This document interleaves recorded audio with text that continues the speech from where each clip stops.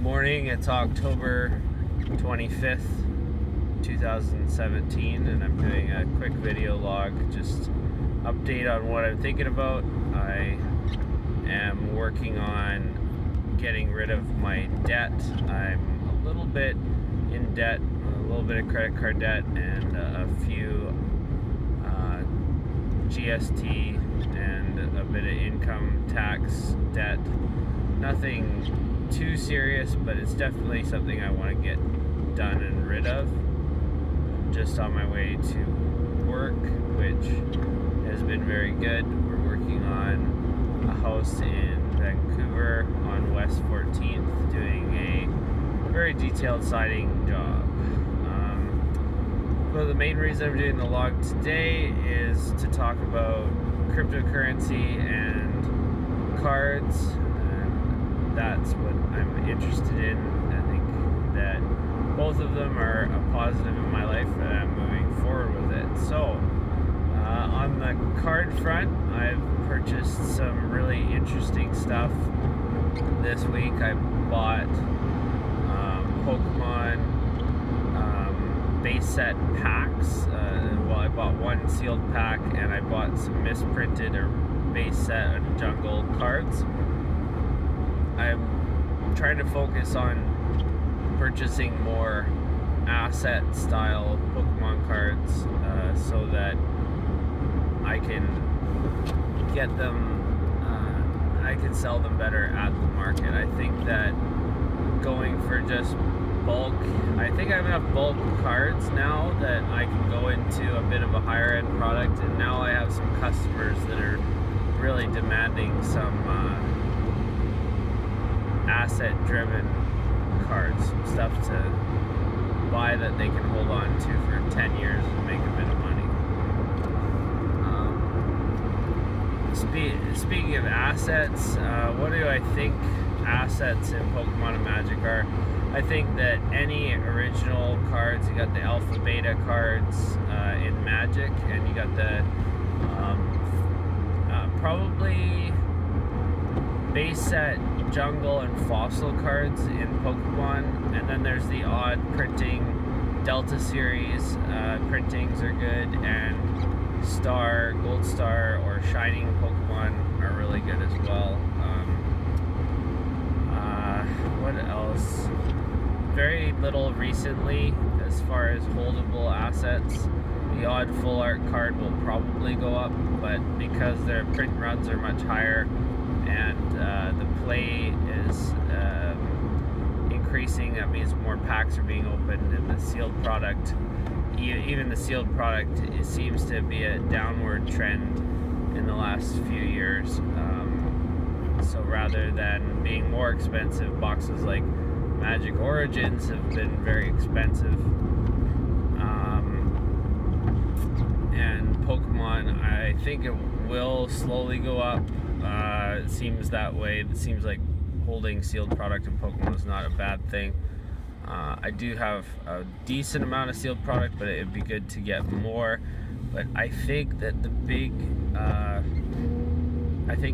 money is in actually getting older Pokemon and Magic sealed product and original base set Pokemon cards and Alpha Beta Magic cards. I think that this is where just getting an expertise in it would be good. There's a lot of benefits to it. What else is there? I'm also working on writing a book about gamification, about how to build up reward systems in your head and how to reward yourself for benefit and how to do things well. I think this is a reward. I've got myself on a coffee program that I'm making it all at home. I'm eating breakfast at home, and I have lunches all made so that I'm not spending more money than I need to. I'm not spending money out. I just have to spend on my gas, which I have a good car, and all these things compound to make a better situation for myself. highly suggest getting a vehicle that is fuel economic, especially in the next couple of years. As the gas industry starts to decline, I think you're going to see that holding these sorts of cards is going to be, holding this sort of stuff isn't going to be helpful. I think that's most of the stuff I want to talk about. Yeah, just touch base on collectibles, what collectibles I think are good. We might start getting into what were we getting? We're getting into some action figure type stuff, mainly play stuff. I think that Lego's a good idea. I do have a weigh scale at the flea market, and I think I can pick up some good deals as time goes on. I'd really like to have some Pokemon or some Lego on the table at the flea market. Currently at the flea market we have 5 tables.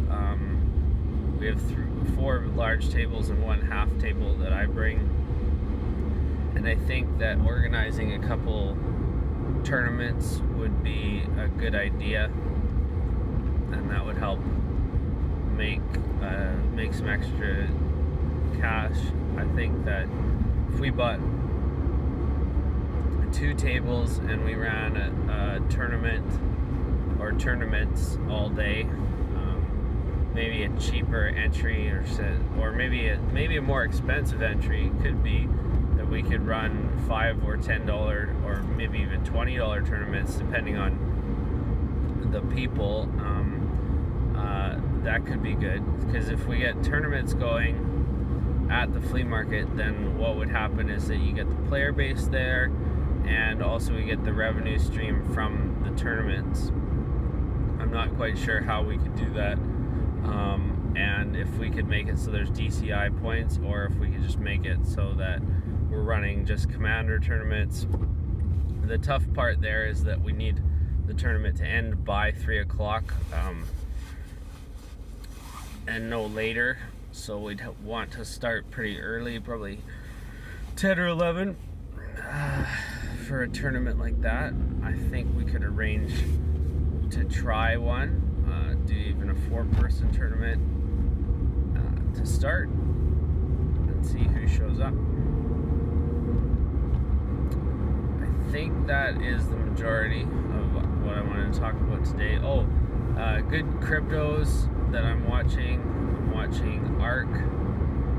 It's been pretty good. I've staked some of my ARK so that I'm getting a dividend on that asset, and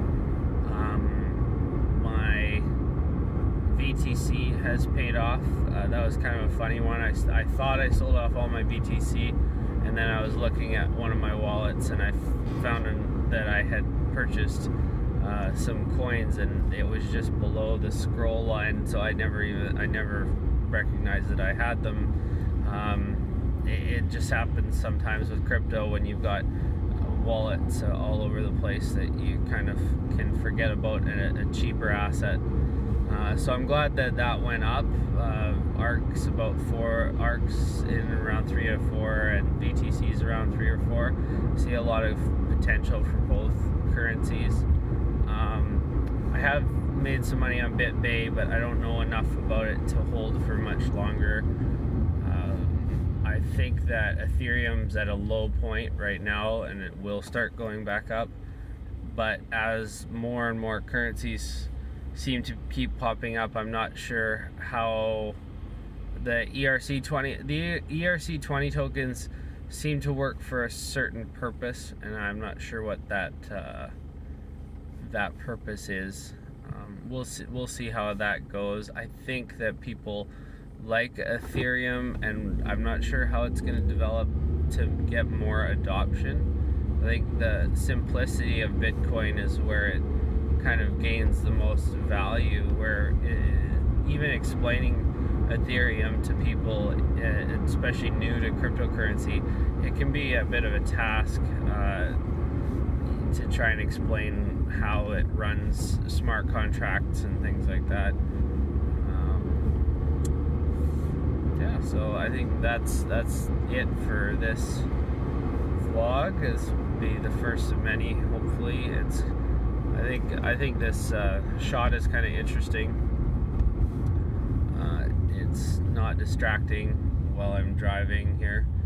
It's just kind of a static shot, and I can talk while I'm on my way to work. Have a good day.